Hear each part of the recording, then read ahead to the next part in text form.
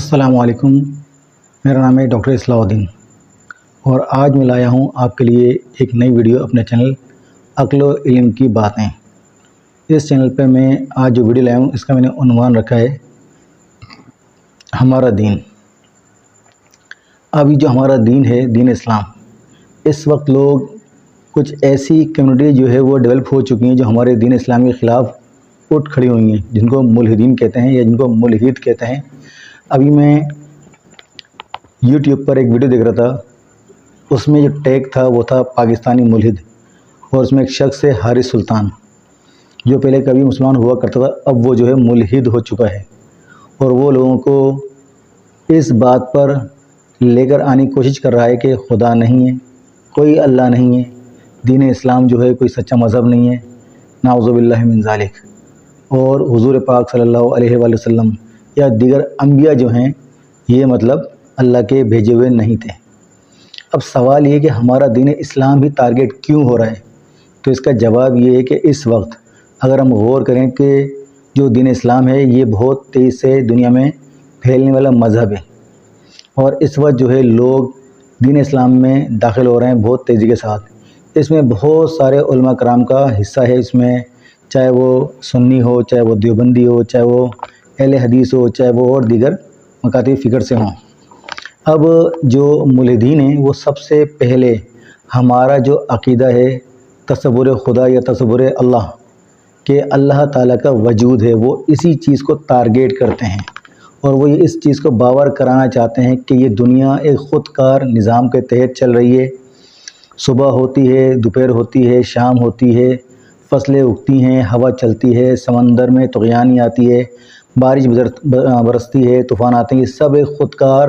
نظام پر چل رہے ہیں۔ اس کو چلانے والا کوئی نہیں ہے، کوئی خدا نہیں ہے، کوئی اللہ نہیں ہے، نعوذ باللہ من ذالک۔ تو جناب اگر ہم غور کریں کہ ملحد جو ہے ایسا کیوں کرتے ہیں، تو اس کا جواب بھی بنے گا کہ ہم مسلمان جو ہیں، جو عام مسلمان ہیں، وہ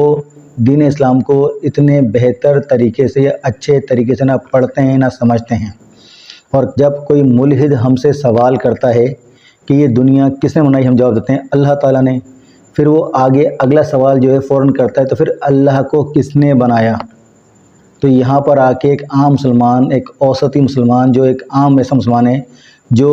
صرف نماز پڑھتا ہے، جو نارمل جو ہمارے اذکار ہیں، جو ہمارے اعمال ہیں وہ پورے کرتا ہے، مگر اس کو علم نہیں ہوتا، اب وہ یہاں پر آ کے جو ہے ان کے جال میں پھنس جاتا ہے۔ تو ہمیں سب سے پہلے تصور خدا کو بیان کرنا ہوگا،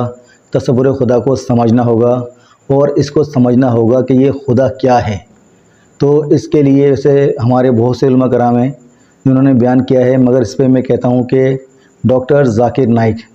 اگرچہ وہ اہل حدیث مکتب فکر سے ہیں، مگر انہوں نے اس پر بہت بہترین کام کیا ہے، اور انہوں نے دیگر جو تمام مذاہب ہیں، اس میں کرسچینٹی ہے، اس کے اندر ہندوازم ہے، اس کے اندر اور دیگر لوگ ہیں، ان کو انہوں نے خدا کے تصور سے روشناس کرایا ہے، اور انہوں نے بہت ہی پیاری بات بولی کہ جو قرآن پاک میں سورہ اخلاص ہے،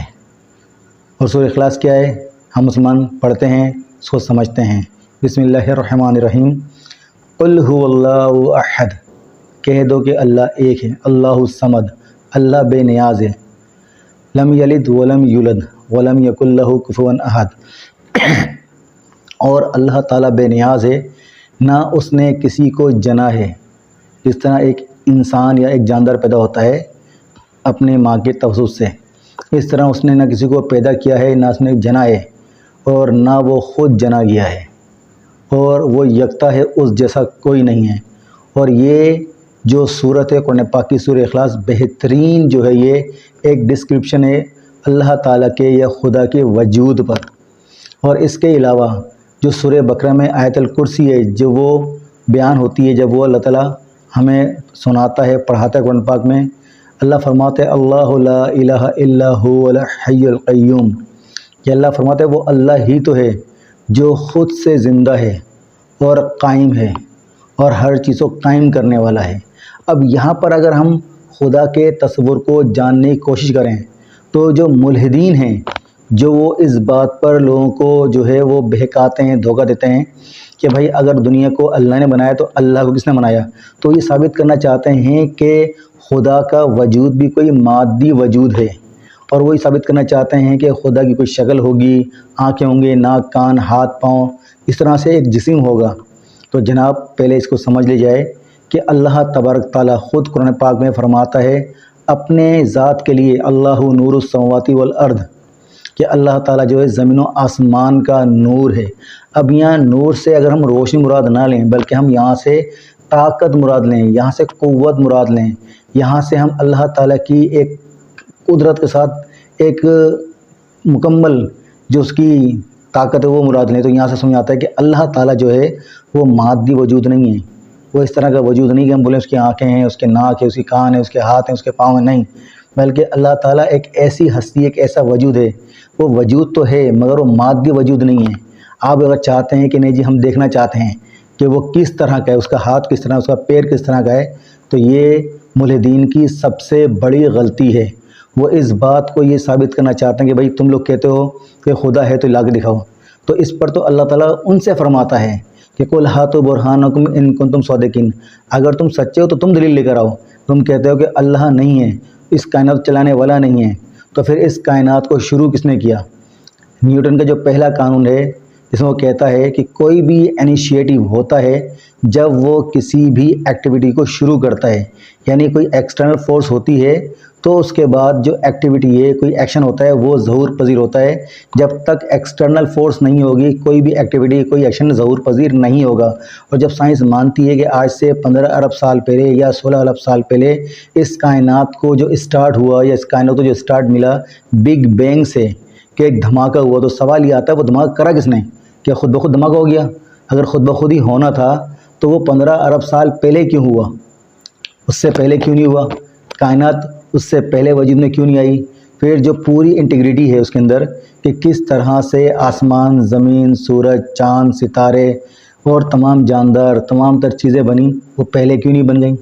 اور پھر اس کے بعد جو ہے اس کے اندر جو ترتیب ہے، جو خود اللہ تعالیٰ فرماتا ہے کہ ہر چیز کو چلانے والا، پیدا کرنے والا، پالنے والا، اس کو ترتیب دینے والا اللہ تعالیٰ ہے، تو یہ خود بخود کیسے ہو سکتا ہے؟ اور پھر جب ہم بات کرتے ہیں ان ملحدین سے، جس کے اندر حارث سلطان ہے، اویس اقبال ہے یا غالب کمال ہے، جو انسانوں کو بہکاتے ہیں، جیسے کہ میں ابھی بھی ایک ویڈیو دیکھ رہا تھا جس کے اندر غالب کمال جو تھا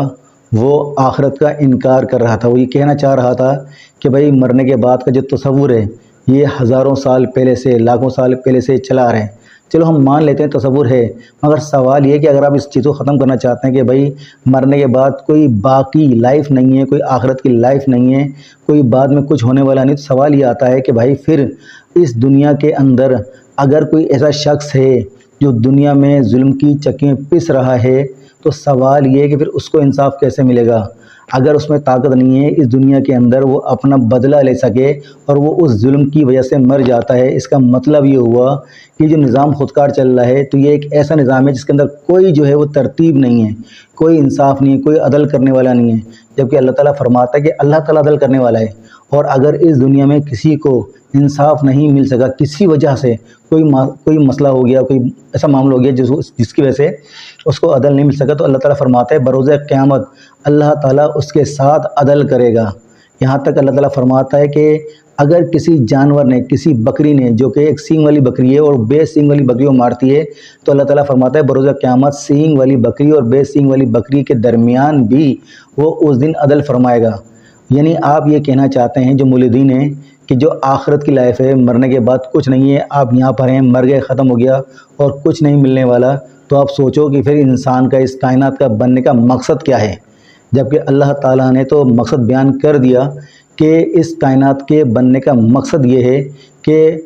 اللہ تعالیٰ فرماتا ہے کہ اللہ نے جن انس کو کیوں پیدا کرا؟ اپنی عبادت کے لیے۔ اب یہاں پر عبادت کا مطلب یہ نہیں ہے کہ روزہ، نماز، حج، زکوٰۃ، یہ نہیں ہے، یہاں اس کا مراد یہ کہ وہ اللہ تعالیٰ کے قانون کے مطابق اپنی لائف کو پورا اسپین کرے، جو چلتا ہے، جو جس طرح پیدا ہوتا ہے، جس طرح زندگی گزارتا ہے چلے۔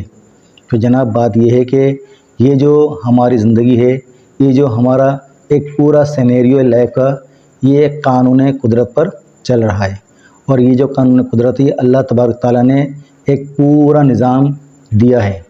اور اس نظام کو اللہ تعالیٰ ہی چلا رہا ہے، اور اس نظام کو اللہ تعالیٰ ہی جو ہے وہ کنٹرول کر رہے ہیں۔ اور یہ جو ملحدین ہیں یہ ہمیں ہمارے دین سے، دین اسلام سے منحرف کرنا چاہتے ہیں، اس طرح کے سوالات کر کے جس کا ایک عام سطحی مسلمان جواب نہ دے سکے۔ تو اس ویڈیو کو بنانے کا مقصد یہ ہے کہ ہم سب سے پہلے تو ان ملحدین سے جو ہے وہ ایک طرح سے ہوشیار ہو جائیں، اور ہم جو مسلمان ہیں وہ صرف سطحی مسلمان نہ رہیں، بلکہ ہمیں دین اسلام کے بارے میں جاننا چاہیے، ہمیں وجود باری تعالیٰ کے بارے میں تمام تر علم حاصل کرنا چاہیے، تاکہ اگر کوئی ملحد ہم سے سوال کرے تو ہم اس کو جواب دے سکیں۔ تو جناب یہ جو میں نے ویڈیو بنائی ہے، اگر آپ کے سمجھ میں کچھ بات آ رہی ہے کہ میں نے ویڈیو کیوں بنائی ہے، تو میرے چینل کو سبسکرائب کریں، شیئر کریں اور لائک کریں۔ السلام علیکم۔ پاکستان زندہ باد۔